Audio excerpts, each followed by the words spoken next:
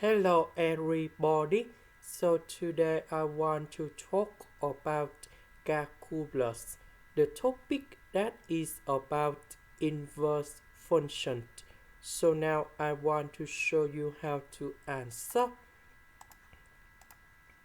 This is about the piecewise function. So we have f of s equals 4s when s that is about rational.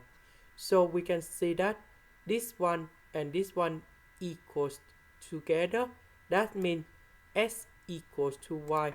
So when we do about the inverse function, that should be like this.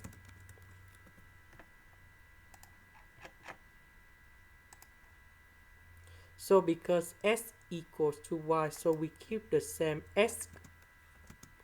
We know that the domain of this one that is about the range of the inverse functions. Now the domain of the inverse function that is about the range of s. So we see that s they always rational number.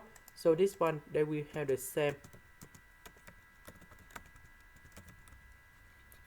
The next one, f of s equals to negative s. That means we can put the negative go to the left and we have negative f of s equals to s. So the inverse function for this one that is about negative s. And this one they have the same.